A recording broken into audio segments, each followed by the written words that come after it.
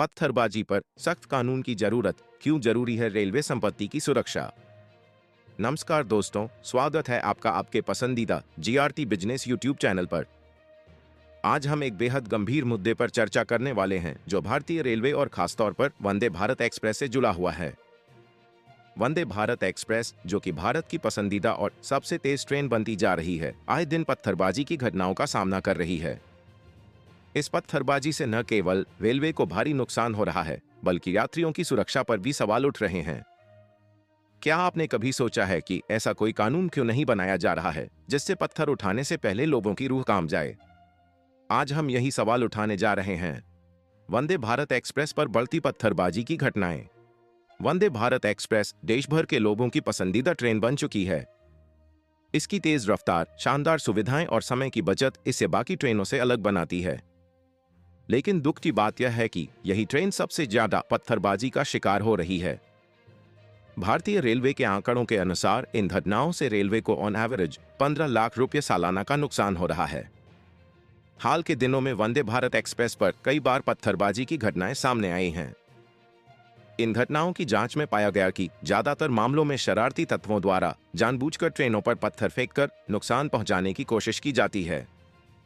इन घटनाओं से न केवल ट्रेन की संपत्ति को नुकसान होता है, बल्कि यात्रियों की सुरक्षा भी खतरे में पड़ जाती है। ऐसे में सवाल उठता है कि इस समस्या से निपटने के लिए सख्त कानून क्यों नहीं बनाए जा रहे। मौजूदा कानून और उनकी सीमाएं। भारतीय रेलवे की संपत्ति को नुकसान पहुंचाने के मामले में रेलवे अधिनियम 1989 की धारा 151 के तहत कार्रवाई की जाती है। इस कानून के तहत अगर कोई व्यक्ति रेलवे की संपत्ति को नुकसान पहुंचाता है तो उसे अधिकतम 5 साल की सजा और जुर्माना हो सकता है।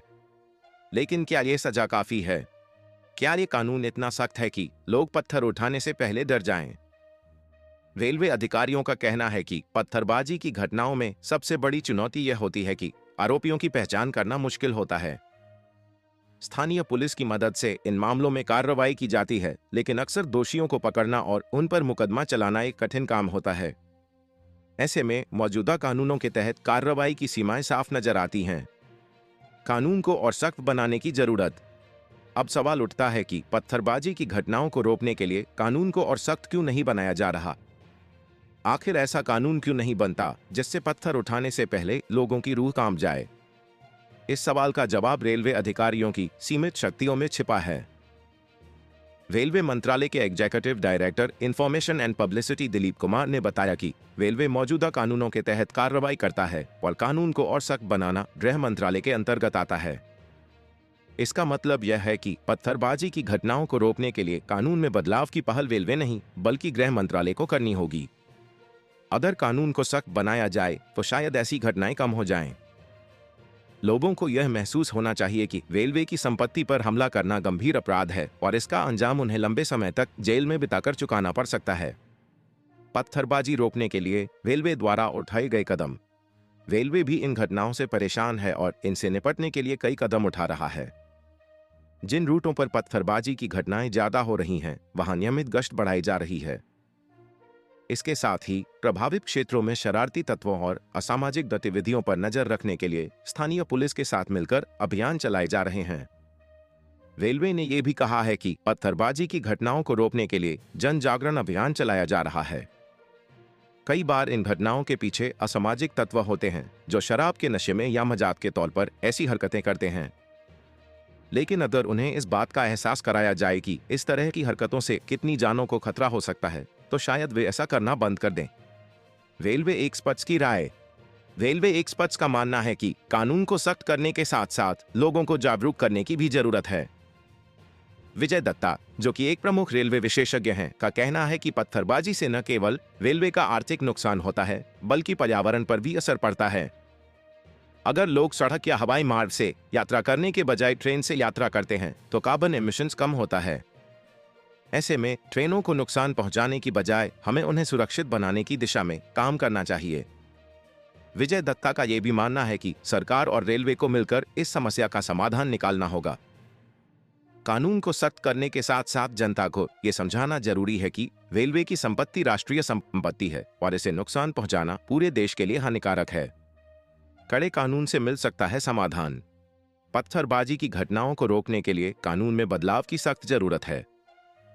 जैसे कि कई देशों में सरकारी संपत्ति को नुकसान पहुंचाने पर बेहद सख्त सजा का प्रावधान है, वैसे ही भारत में भी ऐसे कानून बनने चाहिए। अगर किसी को यह मालूम हो कि पत्थर उठाने का अंजाम 10 साल की सजा हो सकता है, तो शायद वे ऐसा करने से पहले कई बार सोचेंगे। इसके अलावा तकनीक का भी इस्तेमाल करना जरूरी है। जिन क्षेत्रों में पत्थरबाजी की घटनाएं ज्यादा होती हैं, वहां सीसीटीवी कैमरे और ड्रोन जैसी तकनीकों का इस्तेमाल किया जा सकता है। इससे आरोपियों की पहचान करना और उन्हें पकड़ना आसान हो जाएगा। कंक्लूजन। दोस्तों, पत्थरबाजी एक गंभीर समस्या बनती जा रही है और इससे निपटने के लिए हमें कानून को सख्त बनाने के साथ साथ समाज में जागरूकता फैलाने की भी जरूरत है। रेलवे की संपत्ति सिर्फ रेलवे की नहीं, बल्कि पूरे देश की संपत्ति है और इसे नुकसान पहुंचाने का मतलब है देश का नुकसान। हमें एकजुट होकर इन घटनाओं को रोकना होगा और एक ऐसा माहौल बनाना होगा जहां लोग अपनी जिम्मेदारियों को समझें। क्या आपको भी लगता है कि पत्थरबाजी को रोकने के लिए कानून को और सख्त बनाना चाहिए? क्या आप इस बात से सहमत हैं कि समाज में जागरूकता बढ़ाने से भी इस समस्या का समाधान हो सकता है? अपनी राय हमें कमेंट्स में जरूर बताएं और अगर आपको यह वीडियो जानकारीपूर्ण लगी हो तो इसे लाइक और शेयर करें। हमारे चैनल को सब्सक्राइब करना न भूलें ताकि हम आपको ऐसी ही महत्वपूर्ण जानकारियों से जोड़ते रहें। धन्यवाद। जीआरटी बिजनेस यूट्यूब चैनल खबरों का स्रोत समाचार एजेंसियों, जनमत और अन्य सार्वजनिक स्थानों से प्राप्त करता है। हम पूरी कोशिश करते हैं कि यह सारांश और रिपोर्टिंग सटीक और सत्यापित हो, लेकिन हम किसी भी विवाद या त्रुटि के लिए जिम्मेदार नहीं हैं। हमारा उद्देश्य जनमत को जानकारी प्रदान करना है।